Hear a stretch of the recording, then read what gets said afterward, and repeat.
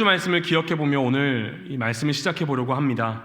누군가 내 마음을 몰라줄 때, 억울할 때, 아무도 내 편이 없다고 느껴질 때 주님이 내 곁에서 나의 가장 큰 최고의 변호인이 되어주신다라는 사실을 우리는 지난 사도행전 23장 말씀을 통해 묵상했습니다. 살면서 절대 아끼면 안 되는 돈이 어떤 돈이라고요?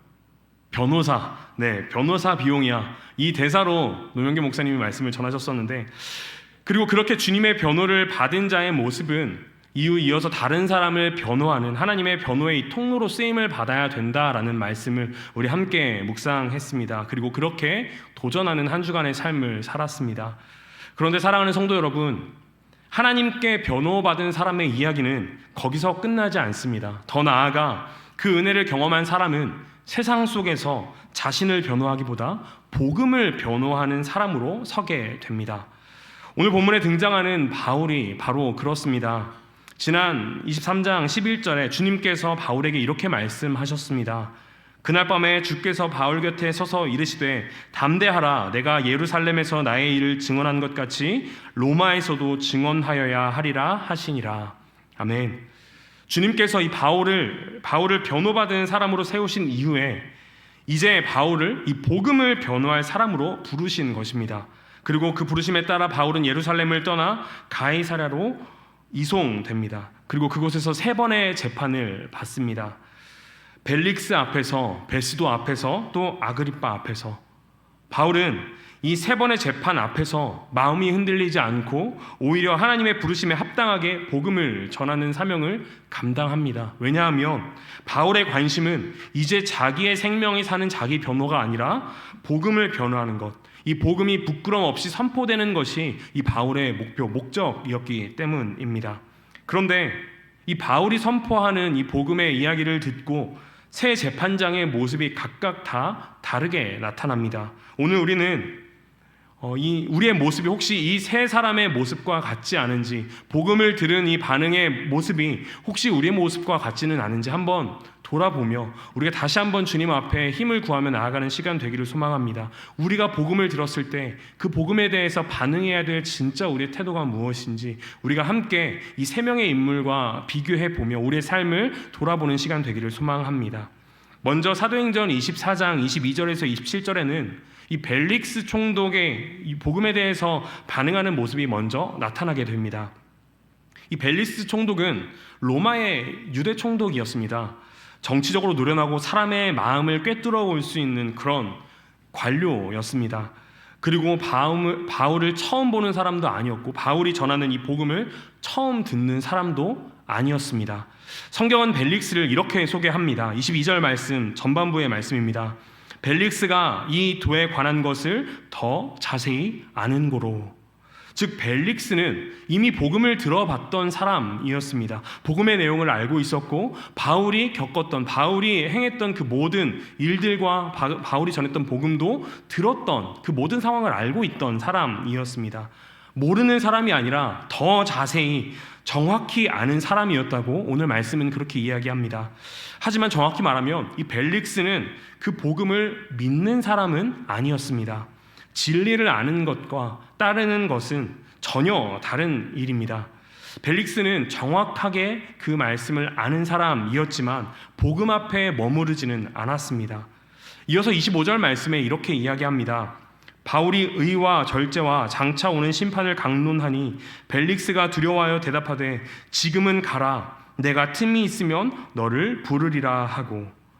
벨릭스는 바울이 전하는 이 복음을 듣고 두려워했습니다. 그의 마음, 그의 양심에 찔림이 있었습니다. 하나님께서 이 벨릭스의 마음 가운데 두려운 그 마음을 허락하셨던 것입니다. 벨릭스는 바울의 말을 이해했고 그 말이 진리라는 것도 알았습니다. 하지만 이 벨릭스의 반응은 이렇습니다. 복음을 듣고 그것이 진리임을 알았음에도 지금은 가라, 틈이 있으면 내가 너를 부르리라 라고 벨릭스의 반응이 나타납니다. 그의 마음은 감동을 받았지만 결단을 뒤로 미뤘던 것입니다. 그는 진리를 들었지만 오늘이 아니라 언젠가를 택했습니다. 그의 나중에라는 말은 사실상 아니요라는 대답이었습니다.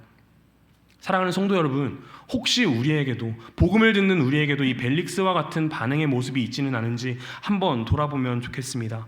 복음을 듣고도 움직이지 않을 때, 하나님께서 우리 마음 가운데 찔림을 주시는데 지금은 아니에요, 지금은 바쁘고 다음에 하겠습니다 라고 반응하는 모습이 우리에게 있지는 않은지, 우리의 마음 가운데 이 벨릭스의 모습이 있지는 않은지 한번 생각해 보아야 합니다. 복음은 내일의 메시지가 아닙니다. 복음은 오늘의 초대입니다. 하나님은 언제나 지금이라는 단어로 우리를 부르십니다. 히브리서 3장 15절 말씀에 성경에 일러스되 오늘 너희가 그의 음성을 듣거든 격노하시게 하던 것 같이 너희의 마음을 완고하게 하지 말라라고 말씀합니다. 지금 부르시는 하나님의 음성에 우리가 반응하지 않는 것은 우리를 부르시고 우리에게 그 반응을 주시는 그 하나님을 격노하게 하는 행동이다라는 겁니다. 벨릭스는 하나님 주셨던 그 기회를 뒤로 미뤘습니다. 두려워했지만, 하나님의 말씀을 두려워했지만 정작 그 말씀에 변화하는 것은 주저했습니다. 진리를 들었지만 여전히 세상의 유익을 붙잡았습니다. 26절 말씀에서 그 모습을 알 수 있습니다. 바울에게서 돈을 받을까 바라는 고로 더 자주 불러 같이 이야기하더라. 이 벨릭스는 복음을 돈으로 덮었습니다. 그의 마음은 여전히 이 세상의 계산 속에 묶여 있었던 것입니다. 결국 그는 하나님보다 세상의 이익을, 진리보다 편안함을 선택했던 것입니다. 사랑하는 우리 성도 여러분, 벨릭스의 문제는 모름이 아니었습니다. 미룸이었습니다. 하나님께서 마음의 문을 두들기셨을 때 그 마음의 문을 열지 않았던 것입니다. 그는 틈이 있으면 내가 다시 너를 부르리라 라고 했지만 그 틈은 결국 다시 오지 않았습니다. 복음은 언제나 결단을 요구합니다. 듣고 감동을 받고 끝나는 것이 아니라 우리의 삶에 지금 당장 그 오늘 이 결단을 하라라고 복음은 늘 우리에게 촉구합니다. 복음은 반드시 오늘 너는 나를 따르겠느냐라고 질문합니다. 벨릭스는 복음을 미뤘고 결국 변하지 못했습니다. 그의 이름은 세상의 역사에는 남았지만 하나님의 나라에서는 사라졌습니다. 그는 복음을 아는 사람으로 끝났고 복음을 따르는 사람이 되지 못했던 것입니다. 혹시 하나님이 지금 우리의 마음 가운데 말씀하시는 부분이 있으십니까?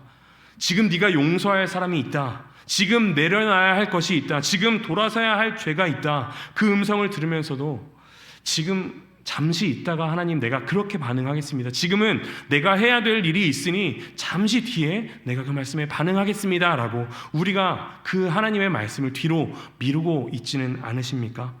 벨릭스는 복음을 미뤘지만 바울은 이 복음을 미루지 않았습니다. 결박된 몸으로도 즉시 순종했습니다. 오늘 하나님께서 우리 사랑하는 성도님들의 마음의 문을 두들기신다면 그게 바로 응답해야 할 시간입니다. 복음을 미루는 것은 복음을 거절하는 것입니다. 오늘 이 저녁 하나님께서 주신 그 은혜, 하나님의 그 부르신 그 복음에 우리가 반응하는 것을 미루지 않기를 소망합니다. 놓치지 않기를 소망합니다. 벨릭스처럼 지금은 가라가 아니라 지금 주님을 따르겠습니다 라고 반응할 수 있는 우리 사랑하는 모든 성도님들 되시기를 간절히 소망합니다. 두 번째로 사도행전 25장 1절부터 12절 말씀에는 베스도 총독이 등장합니다. 바울이 감옥에 갇혀있는 사이 새로운 총독 베스도가 이 유대 총독으로 부임합니다. 벨릭스보다 훨씬 더 합리적이고 정치 감각도 뛰어난 사람이었습니다. 하지만 이 사람의 관심은 진리보다 정치, 정의보다 인기에 있었습니다. 25장 1절 말씀에 보면 이 베스도는 부임하자마자 바로 자기가 표를 얻을 수 있는, 자기가 이 마음을 얻을 수 있는 곳이 어딘지를 알고 예루살렘으로 향했습니다. 그리고 그곳에서 유대 지도자들을 만납니다. 이 유대 지도자들은 재판을 다시 할 테니 이 바울을 예루살렘으로 데리고 와 달라라는 요청을 합니다. 하지만 사실 이 안에는 음모가 있었죠. 바울을 죽이고자 하는, 그 예루살렘으로 송환되는 그 사이에 죽이고자 하는 이 암살 음모가 있었던 것입니다. 처음 베스도는 이 유대 지도자들의 말을 듣고 신중하게 대합니다. 4절과 5절 말씀에 보면 바울이 지금 가이사랴에 있으니 너희 중에 유력한 자들이 내려와서 그를 고발하라라고 이야기합니다. 공정한 재판 절차를 이야기하는 것처럼 그렇게 이야기하는 듯 하지만 그 마음에는 정치적 계산이 자리 잡고 있었습니다. 유대인의 마음을 얻어야 이 총독으로서의 자리를 지킬 수 있다라는 마음이 이 베스도의 총독 마음 가운데 있었던 겁니다. 베스도는 하나님께 관심이 없었습니다. 오직 정치적 안정과 자기 입지가 너무 중요했습니다. 그래서 끊임없이 중립을 지키려 했습니다. 하지만 우리가 알아야 되는 것이 있습니다. 복음 앞에는 중립은 없습니다. 복음을 믿고 받아들이거나 그렇지 못하거나. 7절 이하에서 유대인들이 바울을 심하게 고발하지만 아무런 이 바울을 고발하고 그를 유죄로 판결할 증거는 없었습니다. 바울은 너무나도 명백히 무죄였습니다. 베스도도 그 사실을 잘 알고 있었습니다. 하지만 진리대로 판결하지 않았습니다. 9절 말씀에 보면 베스도의 태도를 아주 잘 나타내주고 있습니다. 베스도가 유대인의 마음을 얻고자 하여 바울더러 묻되 내가 예루살렘에 올라가서 이 사건에 대하여 내 앞에서 신문을 받으려느냐. 바울이 아무 죄가 없다라는 사실을 알고도 다시 한번 유대인들 앞에서 네가 판결을 받겠느냐라고 질문을 했던 것입니다. 진리를 알고도 사람들의 눈치를 보았습니다. 하나님보다 사람의 평가를 두려워했던 모습이 바로 이 베스도 총독의 모습이었습니다. 정의보다 눈치, 신앙보다 인정을 선택했던 것입니다. 사랑하는 성도 여러분, 우리는 종종 이 베스도의 자리에 우리의 자리가 놓여 있다라는 사실을 늘 기억해야 합니다. 복음의 진리를 알고 있지만 그 진리가 내 삶에 미칠 불편함을 생각하며 그 진리를 뒤로 미루고 있거나 그 진리를 외면하고 있는 모습이 우리 삶 가운데 있지는 않은지 우리가 반드시 한번 돌아봐야 합니다. 하나님의 말씀을 선포하고 전해야 할 때 우리가 침묵하고 하나님과의 관계의 그 시간을 위해서 나의 유익을 내려놓아야 할 때 우리의 유익을 포기하지 못해 하나님과의 그 시간을 뒤로 미루는 그러한 모습, 이게 우리에게 있지는 않은지 반드시 다시 한번 돌아보기를 소망합니다. 신앙의 원칙보다 사람들과의 관계를 눈치 보고 또 우리가 이 베스도처럼 사람들의 인정을 신경 쓰며 하나님께 나아가는 그 시간들을 내려놓는 모습이 우리에게 있지 않기를 소망합니다. 결국 이러한 베스도의 태도에 바울의 요구로 이 가이사에게 심판을 받는 상황들이 일어나게 됩니다. 베스도는 다시 한번 바울에게 네가 예루살렘 가서 나에게 재판을 받겠느냐 이야기했지만 베드로는 내가 가서 가이사에게 심판을 받겠습니다라고 대답을 합니다. 결국 복음이 하나님의 말씀대로 로마에 들어가는 그 계기가 바로 이 베스도 총독으로 인해 일어나게 됐던 것입니다. 베스도는 복음에 무관심했지만 그 무관심조차도 복음이 로마로 들어가는 그 통로로, 그 도구로 사용되었던 것입니다. 우리가 반드시 기억해야 하는 것이 있습니다. 하나님은 세상의 무관심 속에서도 복음이 일하게 하신다는 것입니다. 베스도가 아무리 무관심하게 복음을 듣지 않았을지라도 하나님께서 로마로 복음이 들어가는 그 통로로 베스도를 사용하셨습니다. 그러나 우리가 기억해야 하는 것이 있습니다. 하나님은 무관심한 사람을 통해 일하실 수 있어도 그 사람을 복음의 기쁨 안에 참여시키지는 않으신다라는 사실입니다. 베스도는 복음을 들었지만 복음의 은혜를 경험하지는 못했습니다. 계속해서 바울이 전하는 진리 앞에 서 있었지만 그 진리를 받아들이지 않았습니다. 그의 손으로 복음의 문이 열렸지만 그 문 안으로 베스도가 들어갈 수는 없었습니다. 오늘 말씀은 우리에게도 이렇게 묻습니다. 나는 얼마나 복음에 관심이 있는가? 주일에만, 예배 시간에만 잠깐 복음에 머물고 나머지 우리의 일상의 시간 속에서는 세상의 계산대로 살아가고 있지는 않은가? 복음을 아는 것으로 만족하고 있지는 않은가? 오늘 말씀은 우리에게 그렇게 질문합니다. 간절히 바라는 것은 우리가 복음에 무관심하지 않기를 소망합니다. 하나님 앞에 나아가야 할 때, 하나님의 그 복음을 전해야 할 때 우리가 그 말씀에 온전히 순종하며 나아가기를 소망합니다. 복음에 관심이 있는 사람이 아니라 복음에 붙잡힌 사람이 우리가 되기를 소망합니다. 하나님은 무관심한 사람도 사용하시지만 오직 순종하는 사람과 함께 일하십니다. 간절히 바라는 것은 말씀에 순종하고 하나님의 부르심에 순종하여 나아가는 우리 모든 성도님들 되시기를 간절히 소망합니다. 세 번째로 사도행전 26장 24절로부터 43절까지의 말씀에 나오는 아그리빠 왕, 이 모습이 있습니다. 이 세 번째 재판은 앞선 이 두 재판과는 조금 다릅니다. 벨릭스나 베스도는 정치인이었지만 이 아그리빠는 유대의 왕으로서 성경과 신앙의 배경을 가진 사람이었습니다. 이 아그리빠는 유대의 왕이었습니다. 유대교의 전통을 알고 있었고 선지자들의 말을 이해할 수 있었던 사람이었습니다. 그래서 바울은 담대히 이렇게 이야기합니다. 27절 말씀입니다. 아그리빠 왕이여 선지자를 믿으시나이까? 믿으시는 줄 아나이다. 이 말은 단순히 아그리빠 왕을 존칭하는 그러한 표현이 아니라 왕의 양심을 향한 호소였습니다. 왕이여, 당신은 하나님의 말씀을 알고 있습니다. 그 말씀을 믿는다고 하셨습니다. 그렇다면 그 말씀 속에 예수 그리스도가 계시다라는 사실 알고 이제는 결단하십시오라고 그 결단을 촉구하는 것입니다. 바울은 아그리빠 왕을 향하여 분별력 있는 말을 했습니다. 여기에 이 분별 있는 이라는 말은 헬라어로 건전한 마음, 온전한 이성이라는 뜻을 가지고 있는 단어입니다. 이 말씀이 나왔던 이유는 이전에 베스도가 24절을 통해서 바울에게 많은 학문이 너를 미치게 했다라고 이야기했기 때문입니다. 이것에 대한 반응이었습니다. 그 대답을 통해 참된 이성은 복음 안에 있다라는 사실을 선포했던 겁니다. 사랑하는 성도 여러분, 이 앞에 이야기했던 베스도의 말처럼 세상은 종종 복음을, 그리고 그 복음을 믿고 그 복음을 간직하며 살아가는 우리를 보며 미쳤다고 이야기합니다.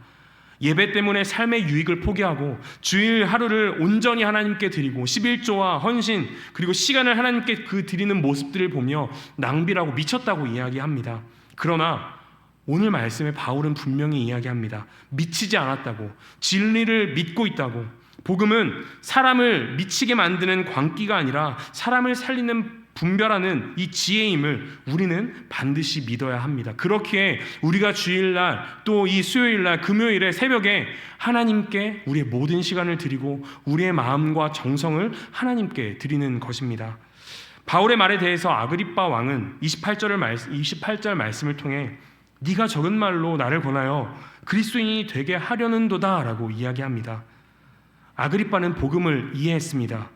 바울의 말이 무엇을 의미하는지 알았습니다. 그래서 그의 마음은 흔들렸습니다. 하지만 결단하지 않았습니다. 네가 하는 말이 틀린 말은 아니지만 지금 결단하지는 않겠다라고 반응하는 것입니다. 복음을 이성적으로는 인정했지만 영적으로 그것을 받아들이지 못했던 것입니다. 이제 바울은 아그리빠 왕을 넘어 재판장에 있는 모든 사람들에게 이렇게 선포합니다. 말이 적으나 많으나 당신뿐만 아니라 오늘 내 말을 듣는 모든 사람도 다 이렇게 결박된 것 외에는 나같이 되기를 하나님께 원하나이다. 바울의 고백이 이런 고백이었습니다. 바울은 더 이상 자신을 변호하지 않았습니다. 예수 그리스도 복음을 변호했습니다. 바울의 관심은 더 이상 자기의 무죄 판결이 아니라 하나님의 말씀이 그 가운데 선포되어서 모든 사람들이 자기처럼 하나님을 알고 예수 그리스도를 믿는 것에 온전히 그 관심이 집중되어 있었던 것입니다. 사랑하는 성도 여러분, 바울의 이러한 선포에 과연 우리는 어떻게 반응하고 계십니까? 아그리빠의 문제는 몰랐던 것이 아니라 결단하지 않았던 것입니다. 복음은 우리가 판단할 대상이 아닙니다. 이것이 맞고 틀린지 우리가 판단할 대상이 아니라 순종해야 될 대상입니다. 복음은 우리가 분석해야 될 진리가 아니라 따라가야 할 길임을 우리는 반드시 알아야 합니다. 오늘날 많은 사람들이 혹은 우리도 이 아그리빠처럼 말할지도 모르겠습니다. 예수님이 좋은 분인 줄은 압니다. 교회가 필요한 줄은 압니다. 그런데 지금은 때가 아닙니다. 나에게는 지금 당장 그것이 필요하지 않습니다. 내 삶에는 그것보다 더 중요한 것이 있습니다. 복음을 듣고 그것을 우리가 판단하며 분석하려는 마음이 우리 가운데 있는지도 모르겠습니다. 사랑하는 성도 여러분, 그때는 우리가 나중에 때가 돼서 믿겠다고 하는 그때는 오지 않습니다. 믿음은 나중이 아니라 지금을 선택하는 것입니다. 결국 아그리빠는 복음을 들었지만 결단하지 않았습니다. 가까이서 복음을 보았지만 복음 안으로 들어가지 못했습니다. 복음에 설득되었지만 복음에 굴복하지는 않았습니다. 세상의 왕으로 살았지만 결국 복음 앞에서는 죄인으로 살아갈 수밖에 없었습니다. 결국 그날 복음을 들었지만 그날이 아그리빠의 구원의 날이 되지는 못했습니다. 사랑하는 성도 여러분, 오늘 하나님은 우리에게도 동일하게 말씀하십니다. 과연 너는 복음을 듣고만 있는가 아니면 따르고 있는가? 나를 아는 것으로 만족하는가 아니면 나를 따르고 있는가? 오늘 이 예배 자리는 이 바울이 당했던 그날의 재판장과 같습니다. 우리도 복음 앞에 서 있습니다. 그러니 더 이상 복음을 아는 것으로만 만족하지 않기를 소망합니다.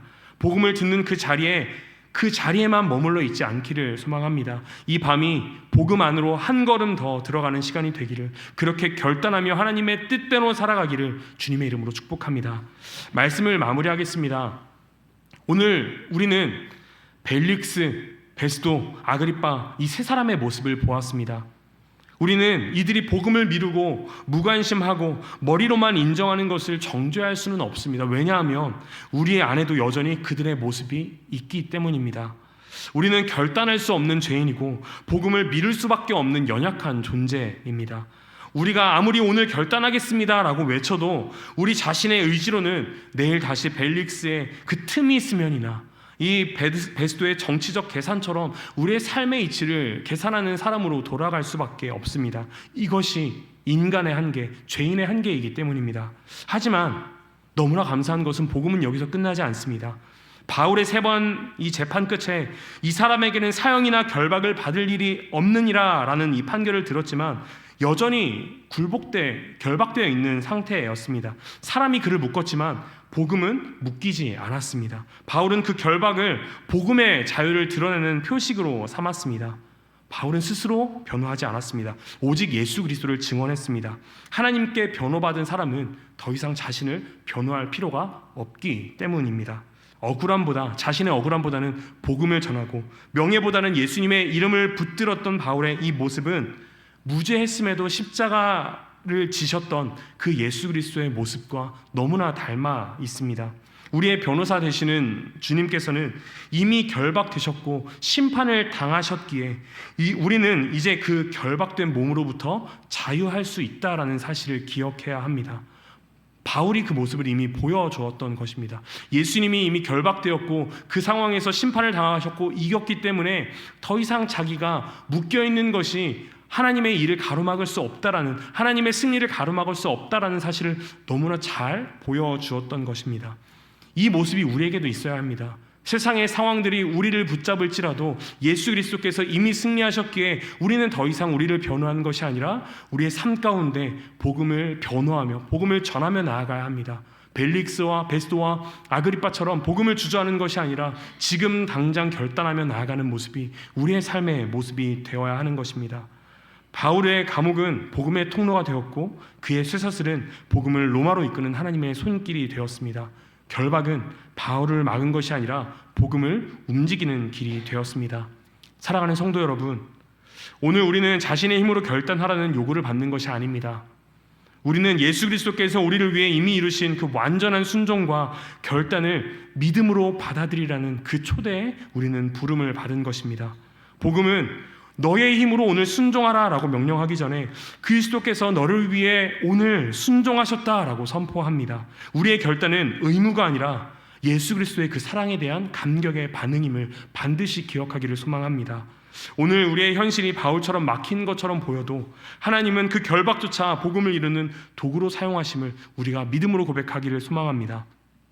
벨릭스의 미움, 베스도의 무관심, 아그리빠의 거절까지도 모두 복음의 길을 여는 하나님의 주권적인 손이었습니다. 그러므로 오늘 우리 이 믿음을 사는 우리 사랑하는 성도님들 되시기를 소망합니다.